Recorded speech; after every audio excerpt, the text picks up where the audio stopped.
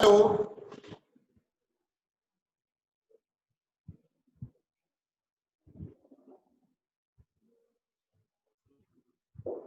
Good morning students.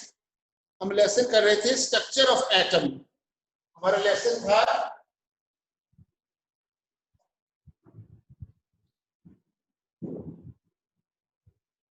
Structure of atom.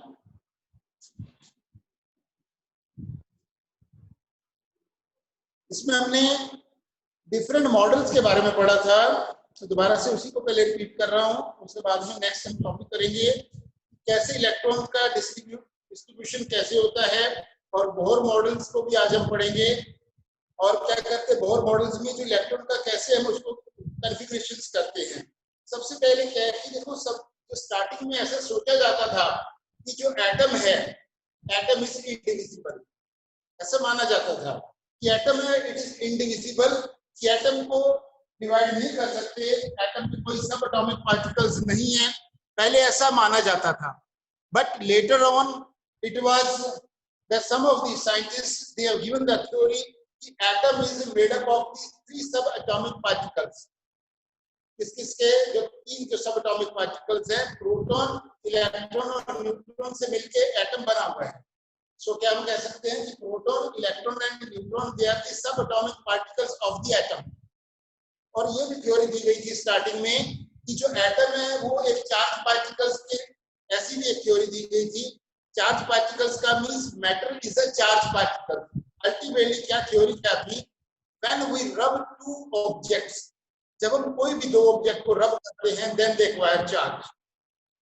Means अगर मान लो कोई भी दो ऑब्जेक्ट को रब करते हैं, for example you are having comb, कंघी और ड्राई हेयर में जैसे आप कंघी को रब कर रहे हैं, और छोटे छोटे जो पीसेस है, the small pieces of paper, if they are line on the means surface, अगर मान लो यहाँ पे छोटे छोटे जो है स्मॉल पीसेस पेपर के हैं, और यहाँ पे कॉम्ब से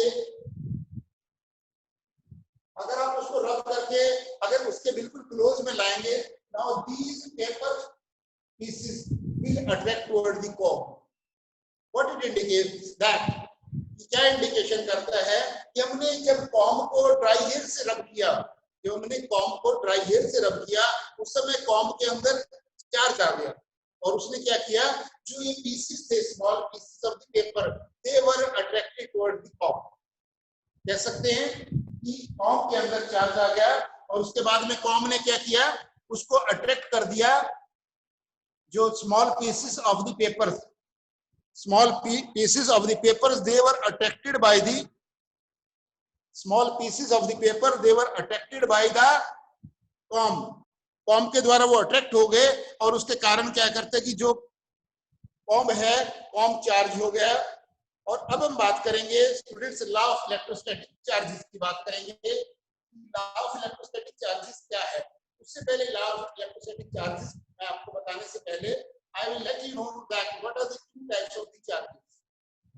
बात करेंगे, इतना तो पता चल गया कि कोई भी दो ऑब्जेक्ट को रब करते हैं, then they acquire charge. इतनी बात क्लियर है, कोई भी दो ऑब्जेक्ट को रब करेंगे तो उनमें चार्ज आ जाएगा। अब बात आती है क्या, what are the two types of charge, positive charge and negative charge. Is it clear? अगर मैं पूछता हूँ what are the two types of the charges, तो आप इजीली कह सकते हो yes there are two types of the charges, positive charge and negative charge. और पॉजिटिव चार्ज स्टूडेंट्स कब जो है डेवलप होता है, या पॉजिटिव चार्ज है वो कब प्रोड्यूस होता है, when glass rod is rubbed with the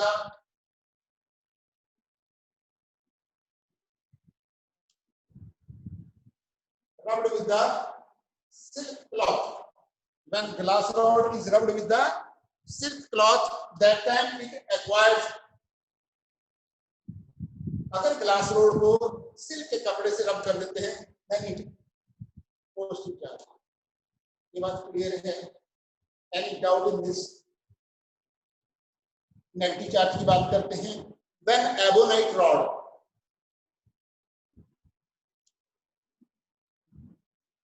ebonite rod is rubbed with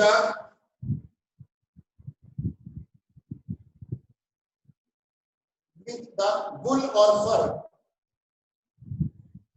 वुल या फर के साथ उसको रब करते हैं, that time it equals negative charge. ये बात भी क्लियर है। मींस पॉजिटिव चार्ज कब होगा, जब ग्लास रोड को सिल्क के कपड़े के साथ, सिल्क क्लॉथ के साथ रब करेंगे, पॉजिटिव चार्ज आ जाएगा। And when ebonite rod is rubbed with the, when ebonite rod is rubbed with the wool और the fur, that time it equals the negative charge. तो हमारे पास दो चार्ज मिल गए, एक पॉजिटिव चार्ज मिल गया और एक negative charge. Girls is it clear? हमारे पास दो टाइप के चार्जेस आ गए, एक पॉजिटिव चार्ज आ गया और एक नेगेटिव चार्ज आ गया। Now the in the law of electrostatic charges what it says. अब बात आती है लॉ ऑफ इलेक्ट्रोस्टैटिक चार्जेस के ऊपर। अभी तक क्या था, हमने चार्ज के बारे में पढ़ा है, कोई भी ऑब्जेक्ट को रब करते हैं, they acquire charge. Now question arises, कोई चार्ज तो हम कह रहे हैं कि कोई दो टाइप के चार्जेस भी हैं, पॉजिटिव और नेगेटिव। हमने देखा कि पॉजिटिव चार्ज कब होता है, वो भी हमने चेक किया। ग्लास रॉड को सिल्क के क्लॉथ से रब कर दो, पॉजिटिव चार्ज आ गया, यस। और अगर एबोनाइट रॉड को फुल या फर से रब करेंगे तो नेगेटिव चार्ज आ गया। अब हमारे पास दो चार्जेस हो गए, positive charge and negative charge. Is it clear? अब इलेक्ट्रोस्टैटिक चार्जेस क्या बोलता है, लॉ ऑफ इलेक्ट्रोस्टैटिक चार्जेस क्या कहता है? Similar charges repel each other and opposite charges attract each other. मुश्किल है? नहीं। अगर मैं कहता हूं कि पॉजिटिव, मेरे पास दो चार्जेस हैं, दोनों पॉजिटिव हैं, तो क्या हो जाएगा? दोनों अगर पॉजिटिव चार्जेस हैं तो दोनों पॉजिटिव चार्जेस क्या हो जाएगा? दे विल रिपेल ईच अदर। दोनों पॉजिटिव चार्जेस क्या हो जाएगा? दे विल रिपेल ईच अदर। और क्या होगा, अगर मेरे पास एक पॉजिटिव चार्ज है और एक मेरे पास नेगेटिव चार्ज है, देन व्हाट, पॉजिटिव और नेगेटिव क्या करेगा? दे will attract each other. Positive और नेगेटिव अट्रैक्ट करेंगे। अगर दो मेरे पास नेगेटिव भी हो जाते हैं, then they will repel. Similar का मतलब है कि उनकी पोलैरिटी सेम होनी चाहिए।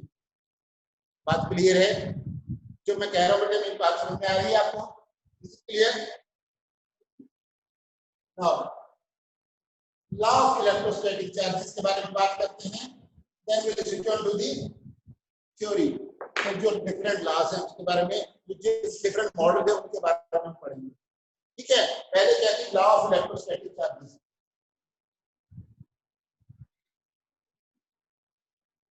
Law of electrostatic charges, what it says, क्या कहते हैं law of electrostatic charges? Similar charges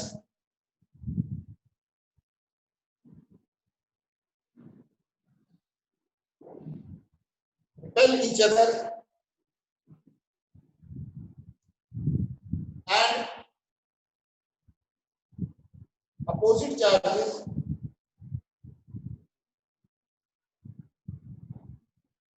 attract each other। मतलब क्या है, अगर मेरे पास एक पॉजिटिव चार्ज है, दूसरा पॉजिटिव चार्ज है, तो क्या करेंगे? रिपेल करेंगे। अगर पॉजिटिव चार्ज है और साथ में नेगेटिव है, अट्रैक्ट करेंगे। और अगर ये भी देखिए दोनों नेगेटिव है, तभी भी क्या करेंगे? और रिपेल करेंगे। अगर नेगेटिव है और इधर पॉजिटिव है तो अट्रैक्ट करेंगे। Is it clear? किसी भी प्रकार से मैंने इसलिए चारों टाइम में आपको इधर लिखा है मैंने कि अगर मान लो वो सिमिलर चार्जेस हैं तो रिपेल करेंगे, अगर अपोजिट चार्जेस हैं then they will attract each other. This is known as the law of electrostatic charges. Clear बेटे यहां तक? कोई डाउट? हाँ जी, यस।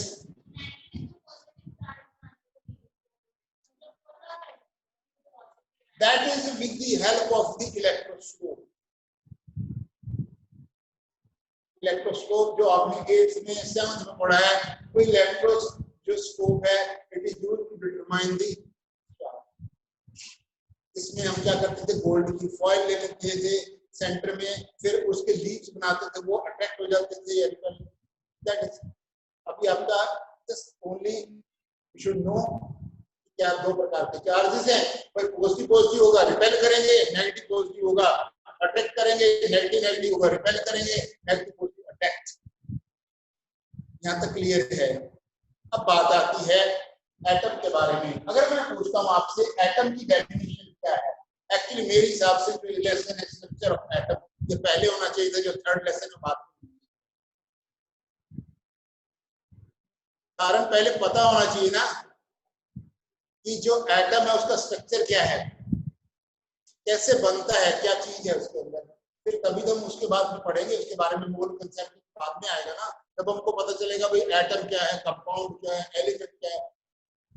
सोचने वाली बात है थोड़ी सी बात, मतलब मैं तो लॉजिक और जस्टिफिकेशन और टेक्निकल एस्पेक्ट से बता रहा हूँ। क्लियर है?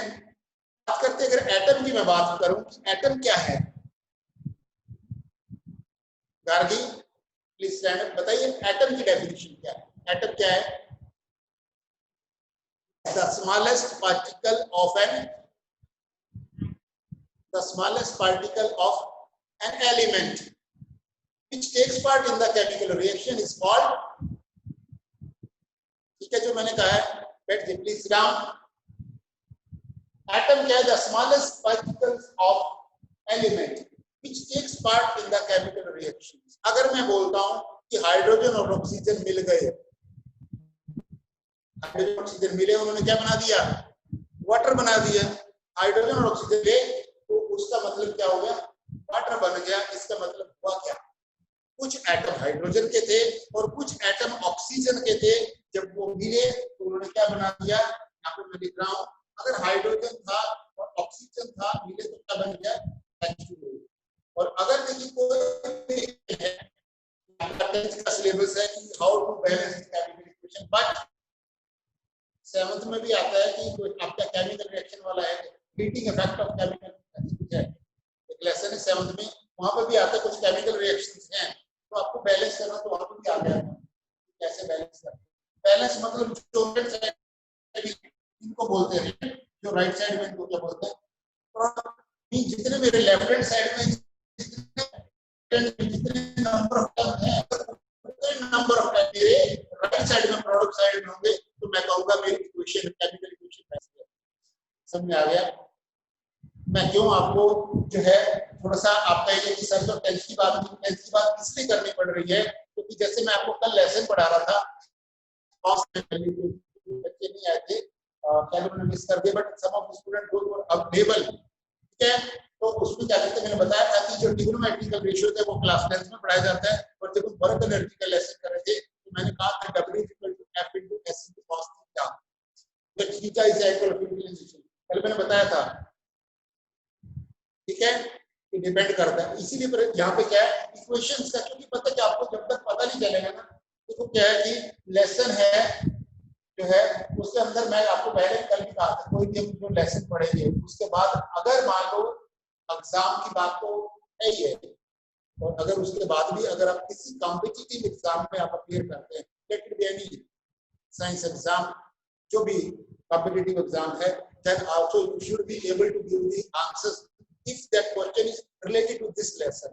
अगर क्वेश्चन इस लेसन से रिलेटेड है तो आपको दिमाग में ऐसा होना चाहिए कि तो मेरे को आता है, अभी बात है ना, ठीक है? तो बात कर रहे हैं बैलेंस की, मैंने बता दिया कि यहाँ पे मैंने लेफ्ट हैंड साइड में हाइड्रोजन ऑक्सीजन को मिला दिया, मैंने इधर वाटर बनाया, रिएक्टेड में मेरे पास हाइड्रोजन ऑक्सीजन है, दोनों ने पार्टिसिपेट किया, दोनों ने हिस्सा लिया,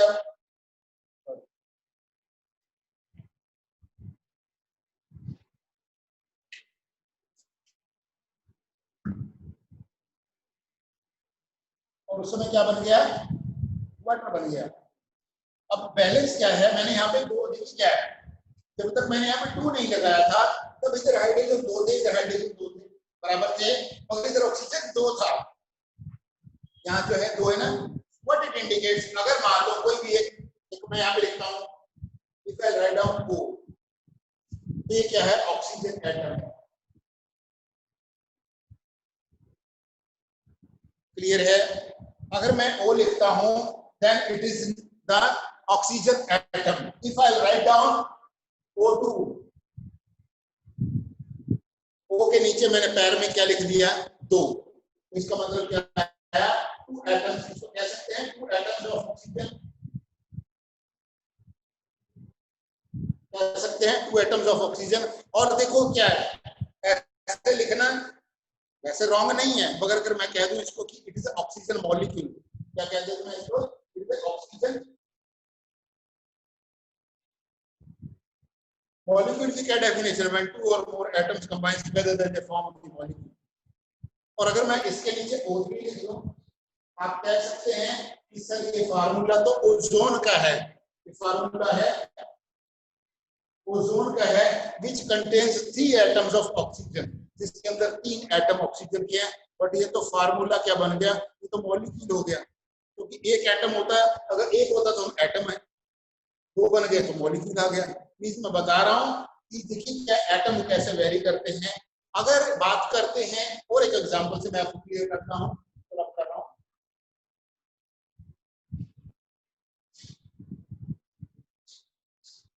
If I write down the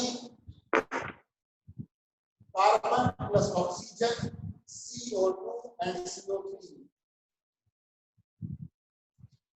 सिर्फ क्या हो रहा है, यहाँ पे ऑक्सीजन का एक एटम है, यहाँ पे ऑक्सीजन के 2 एटम है, यहाँ पे ऑक्सीजन के 3 एटम है। अगर एक एटम है तो इसको क्या बोलेंगे, कार्बन मोनोऑक्साइड। क्या कहेंगे, कार्बन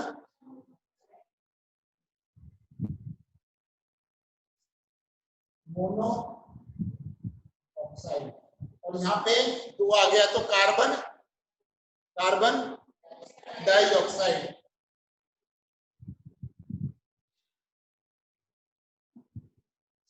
कार्बन ट्राइऑक्साइड नहीं बोलेंगे, कार्बोनेट। क्या कहेंगे इसको students, carbon monoxide CO2, carbon dioxide CO3, carbonate. Carbon trioxide कह सकते हैं, मगर अच्छा जच नहीं रहा ना, कार्बन हमने सुना नहीं है ना, उसका नाम क्यों बिगाड़ रहे हो, उसको क्या बोलते हैं, कार्बोनेट। ठीक है, अभी देखिए क्या है, यहाँ पे एक था तो मोनो, मोनो नहीं बोलना, मोनो। एक को केमिस्ट्री में काउंटिंग सिखाता हूँ आज आपको 10 तक। 1 को बोलेंगे मोनो, 2 को डाया, 3 को ट्राई, 4 को टेट्रा, 5 को पेंटा, 6 को हेक्सा, 7 को हेप्टा, 8 को ऑक्टा, 9 को नेप्टा, 10 को डेक्टा। ठीक है, आप कहोगे सर ये भी आप आज 1 से लेकर 10 तक क्लास 9 में काउंटिंग सिखा रहे हो। अरे जरूरी है, आप में से हो सकता है जितने स्टूडेंट्स अवेलेबल हैं, हो सकता है सभी को आती हो, मगर एक स्टूडेंट ऐसा भी होगा जिसने आज तक ये वाली काउंटिंग नहीं सुनी होगी, मगर आती नहीं थी। मोनो तो सुना था, मोनो भी सुना था, पर 1 को क्या बोल दिया मैंने, मोनो। 2 को डाया, 3 को ट्राई, सर धीरे धीरे धीरे बोलो। 1 को मोनो, 2 को डाया, 3 को ट्राई, 4 को टेट्रा। मैं आपको एग्जांपल दूंगा, सारे के सारे कंपाउंड्स ये कैसे हैं।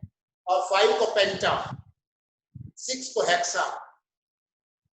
आपने मैथ्स में भी पढ़ा होगा, पेंटागन, हेक्सागन, टेट्राहेड्रन, इस प्रकार से।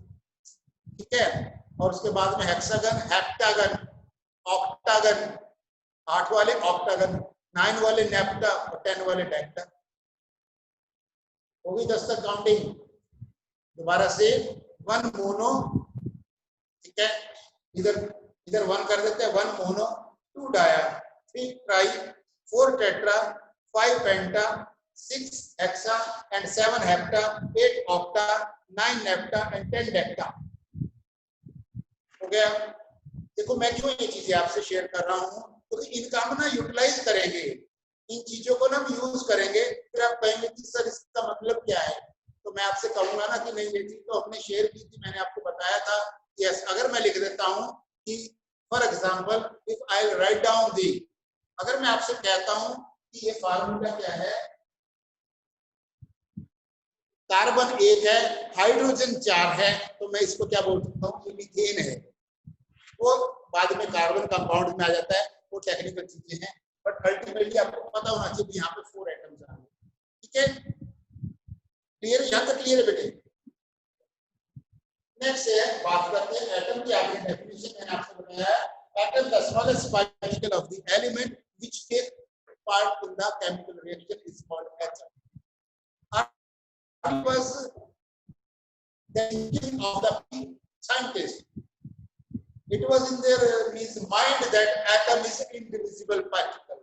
पहले सोचते थे कि एटम को डिवाइड नहीं कर सकते, और बाद में ऐसा उन्होंने और साइंटिस्ट आए। तो होता क्या है, मान लो एक साइंटिस्ट है, वो अपनी बात को रखता है, तो उसका क्या बन जाता है, पॉस्टुलेट्स क्या बन जाते हैं उसके। और अगर दूसरा साइंटिस्ट आ जाता है दोबारा क्या करेगा, पहले वाले के क्या, अगर वो कहता है कि यस, उससे बेटर अच्छी थ्योरी दे देता है, और तो पहले वाले क्या बन जाएंगे, पहले वाले के क्या करेगा, the drawback of so and so, और अगले वाले मींस, मगर उसके लिए लॉजिक देना पड़ेगा उसको कि उसमें कमी थी, तो मैंने इस करके इसको इससे बेटर जो है थ्योरी देगा। He has to prove ना, उसको पहले प्रूव करना पड़ेगा। अगर मान लो, और वो प्रूव क्या है, ऐसे नहीं कि मान लो किसने, तो उसके लिए साइंटिफिक रीजन या लॉजिक भी होना चाहिए, तभी तो होगा ना। भाई ऐसे अगर हम कहते कि नहीं भाई atom is a indivisible particle, उधर तो कह रहे हो इंडिविजुअल पार्टिकल, फिर बोलेंगे atom can be divided into 3 सब atomic particle, electron proton and neutron, तो दोनों बातें अलग अलग होगी ना। इसका मतलब क्या, पहले जो आपने बात कही थी एटम इज इंडिविजिबल, एटम को हम डिवाइड नहीं कर सकते, वो गलती है। अब क्या है, क्योंकि अभी तक हम पढ़ रहे हैं, हम एटम के बारे में पढ़ रहे हैं, इलेक्ट्रॉन के बारे में पढ़ रहे हैं, प्रोटॉन के बारे में पढ़ रहे हैं, और न्यूट्रॉन के बारे में पढ़ रहे हैं ना। अगर ऐसा नहीं होता, जो बातें बाद में जो साइंटिस्ट आए थे उन्होंने जो कही है, वो इलेक्ट्रॉन प्रोटॉन न्यूट्रॉन तीनों चीजों से मिलकर 3 सब एटॉमिक पार्टिकल से मिलकर एटम बना हुआ है, अगर ये बात गलत होती तो आज तक जो है हम एटम के इलेक्ट्रॉन प्रोटॉन न्यूट्रॉन के बारे में हम नहीं स्टडी करते।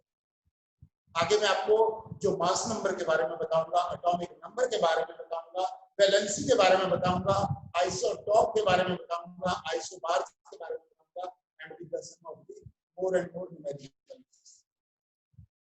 ठीक है, क्लियर है, बात करें और आगे। देखो सबसे पहले जो है, जो सबसे पहले जो आए थे, ये तो मैंने आपको बता दिया कि चार्ज पार्टिकल्स बता, थॉमसन साहब आए थे।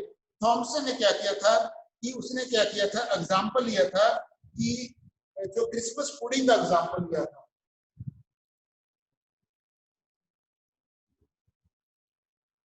क्रिसमस पुडिंग का मतलब है कि इस प्रकार से केक सा बना होता है, उसके अंदर ड्राई फ्रूट कहीं कहीं अवेलेबल होता है। या अगर दूसरा एग्जांपल उसने किससे किया था, वाटरमेलन से भी किया। तरबूज बोलते हैं, खरबूज बोलते हैं, तरबूज, यस, जो बाहर से तो ग्रीन है और अंदर से रेड है, ये कोई जरूरी नहीं कि अंदर से रेड हो, बट सीड तो है इसमें। अल्टीमेटली उसने वाटरमेलन का या क्रिसमस पुडिंग का लेकर, जो थॉमसन था, जो थॉमसन ने मॉडल ऑफ एटम जो दिया था, he has taken the means consider the Christmas pudding as well as the watermelon, जैसे पुडिंग में जो ड्राई फ्रूट है और वाटरमेलन में जो सीड्स हैं, दे आर अवेलेबल है कहीं कहीं पे। उसने ऐसे कहा कि कहीं कहीं पे करके तो पौष्टिक चार्ज भी अवेलेबल है, मुश्किल है। क्योंकि देखिए उसने क्या किया था कि फास्ट मूविंग अल्फा पार्टिकल जो है, यहां से फास्ट मूविंग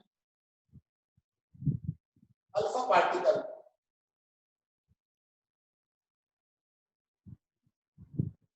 अल्फा जो पार्टिकल्स हैं, फास्ट मूविंग जो अल्फा पार्टिकल्स हैं, वो जब क्या करते हैं, इसमें से पेनिट्रेट किए थे, अल्फा पार्टिकल्स हैं, ये एब्रिविएशन भी अल्फा का, ठीक है, this is abbreviation of the alpha particle. जैसे अल्फा पार्टिकल इसमें से पेनिट्रेट हुए, पेनिट्रेट का मतलब होता है कि पास हो गए, अभी क्या हो गए, कुछ तो ऐसे जैसे सीधे निकल गए।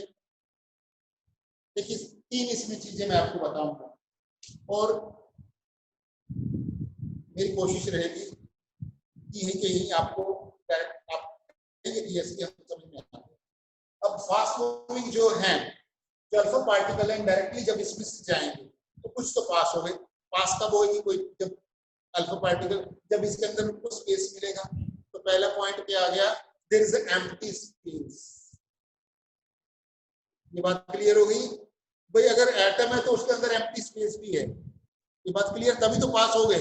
एंड सम ऑफ दी जो अल्फा पार्टिकल हैं, वो क्या करते हैं, कुछ एंगल पे ऐसे करके डिफ्लेक्ट भी हो गए, तो यहाँ पे डिफ्लेक्ट का मतलब है कि यहाँ पे अगर मान लो ये पॉजिटिव चार्ज था, मान लेते हैं पॉजिटिव है, अगर पॉजिटिव रहा होगा अंदर, तो सर्टेनली जब पॉजिटिव पॉजिटिव जब करेंगे तो रिपेल हो जाएगा, कभी के बैक आ जाएंगे, कुछ सर्टेन एंगल पे आ गए, कुछ सीधे ऐसे भी आ गए। तो 2 पॉइंट हो गए। पहला क्या, देयर इज एम्प्टी स्पेस, पहला क्या मैंने बोला एम्प्टी स्पेस है। दूसरा मैंने बोला कि सम ऑफ द पॉजिटिव है। थर्ड है अगर नेगेटिव है तो नेगेटिव होगा, या अगर मान लो तो उसमें अट्रैक्ट भी हो जाएंगे, ठीक है कि नहीं। तो उसने जो बताया था, क्या क्या बताया था देखो। अब उसने प्रपोज क्या किया, जो 3 पॉइंट है मैं दोबारा से आपको बता रहा हूं and you should note down. पहला क्या बताया था, now listen carefully, an atom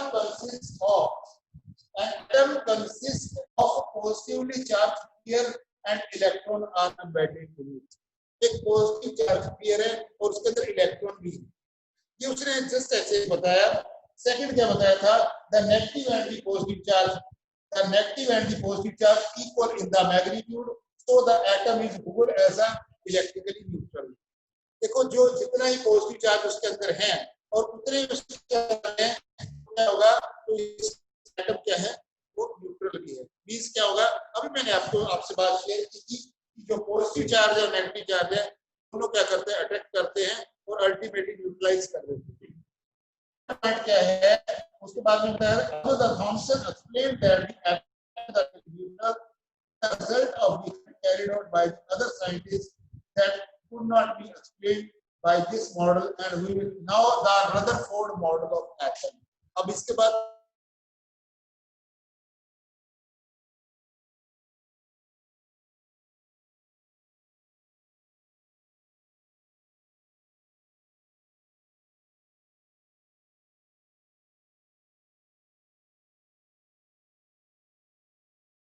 cold foil ले ली और उसमें से अल्फा पार्टिकल को हम बात करते हैं जो रदरफोर्ड था।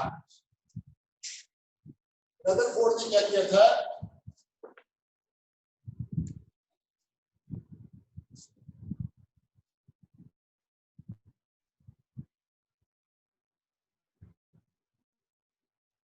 उसने क्या किया था, layer of gold foil.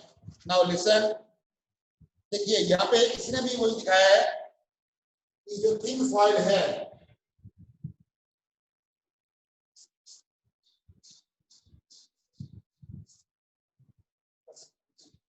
Now listen students, यहाँ से अल्फा पार्टिकल पास हुए,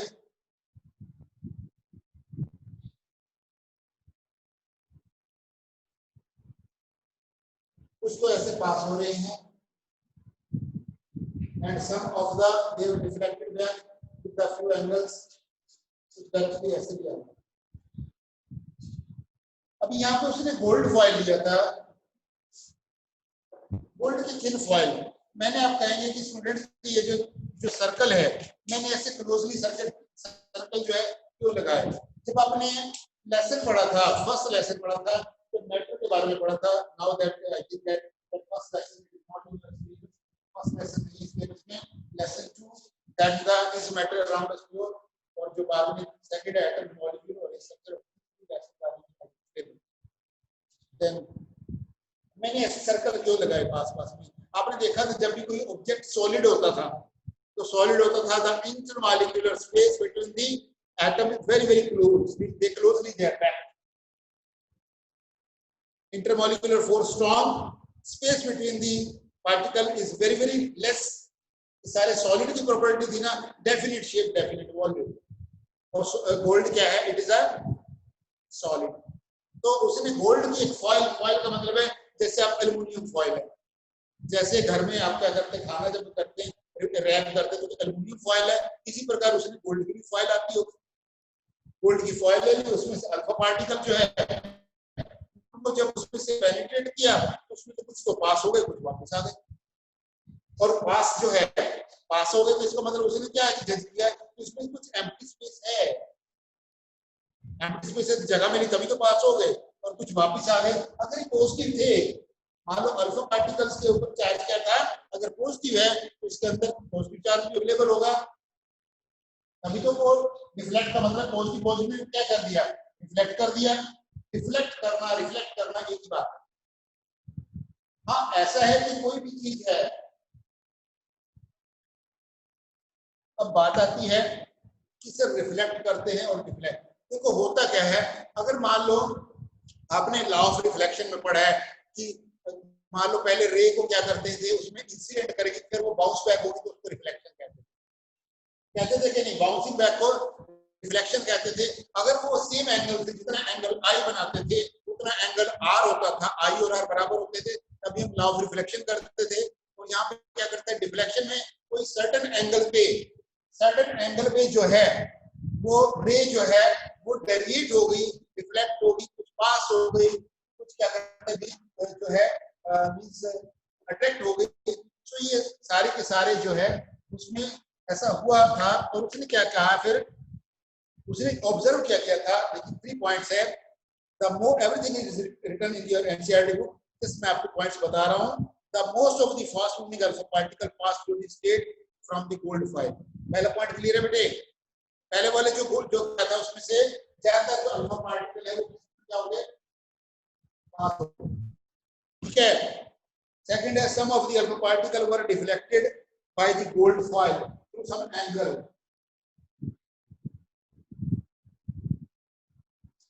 reflected back through some angles. और थर्ड पॉइंट क्या था, that surprisingly that 1 out of every 12,000 particles appear to be rebound. अब rebound का मतलब क्या है कि जैसे गए थे, मान लो ये अगर यहाँ ऐसे गया और सेम क्या करता है वही वापस आ जाए। सिर्फ अगर 12,000 में से एक 1/12,000,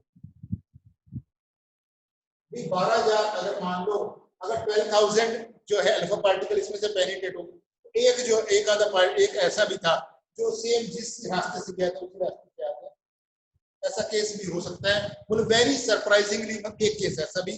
तो तीनों पॉइंट उसने लिखा हुआ है। Now students, let us think about this activity in the open field to understand the implication of this experiment, ठीक है।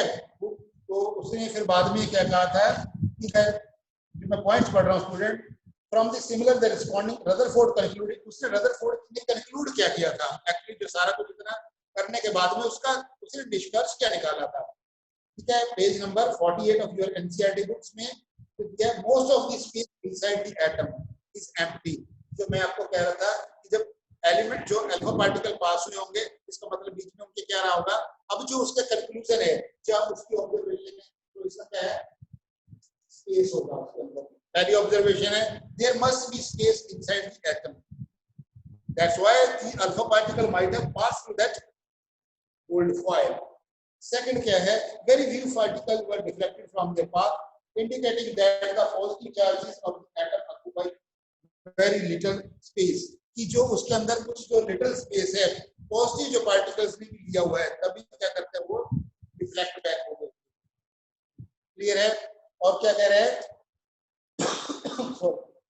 very small fraction of the particles that were deflected by the 180 degree, they were deflected by the 180 degree। कल मैं आपको जब work energy वाला का करा रहा था तो मैंने आपको एंगल बताया था, अगर ये इस प्रकार से एंगल है, एंगल कितना है 0 डिग्री, 0 डिग्री है। अगर मैं इसी को अगर ऐसे कर दूं तो एंगल कितना बन जाएगा 180 डिग्री। आज कोई बात लिखी हुई है थर्ड पॉइंट में रदरफोर्ड साहब ने कि अगर इधर से गए तो 0 डिग्री पे अगर डिफ्लेक्ट बैक हो गए 180 डिग्री पे हो गए। तो थर्ड पॉइंट ये दिया उसने, then on the basis of the experiment Rutherford put forward the nuclear model, there is a positively charged center in the atom। उसने क्या कहा कि एटम के जो सेंटर है, एटम का जो सेंटर है, मान लो अगर मैं बात कर रहा हूँ एटम की बात कर लेता हूँ, यहाँ पे सेंटर ले लेता हूँ, क्लियर है। सेंटर में उसने क्या कह दिया, this is a central part of the atom which contains positive charge। पहला पॉइंट बन गया, the central part of the atom, तो उसको न्यूक्लियस है। The central part of the atom is called nucleus and it contains a positive charge, it contains positive charge, ठीक है। The electron revolve around it, उसके चारों तरफ को आते हैं इलेक्ट्रॉन। को है क्या, जब हम आगे और भी जब हम थ्योरी पढ़ेंगे, जो central part of the atom, central part of the atom जो है उसको हमने क्या बोल दिया, इट इज न्यूक्लियस। और न्यूक्लियस के अंदर क्या रहता है, प्रोटॉन प्लस न्यूट्रॉन, और बाद में इलेक्ट्रॉन है। यहाँ पे चारों तरफ क्या चक्कर लगाते हैं, इलेक्ट्रॉन है, they are revolving around nucleus around. और बाद में बोर साहब ने बोला था कि जो इलेक्ट्रॉन है वो ऑर्बिट में चक्कर लगाते हैं in the circular path around the nucleus. उसको क्या कह दिया था, ऑर्बिट। और उनका नाम क्या दिया था बोर ने आगे, के एलिमेंट शेल्स, उसको शेल्स भी बोला था, 1 2 3 भी कहा था। और नंबर ऑफ इलेक्ट्रॉन निकालने के लिए फार्मूला भी दिया था 2n। क्लियर है, यहाँ तक क्लियर है। Size of very very small as compare to the size of the atom. अगर हम बात करें न्यूक्लियस है सेंट्रल पार्ट का, वो एटम का बहुत छोटा पार्ट है। मींस क्या, हमने 3 ऑब्जर्वेशन क्या दिया, the central part of the atom is, अभी देखिए 3 पॉइंट है जो आप नोट भी कर सकते हैं, बुक में भी लिखा है, the central part of the atom is called nucleus which contains positive protons at the center and electron they are revolving around the nucleus, around the nucleus. और थर्ड पॉइंट क्या दिया, the size of the nucleus is very very small in comparison to the atom. In comparison to the atom, the size of the nucleus is very very small. ये सारा क्या था, Rutherford साहब ने कहा। यहाँ तक क्लियर है बेटे, थ्योरी एस्पेक्ट टेक्निकल डिटेल में मैंने बात की आपसे। Now we will, now अब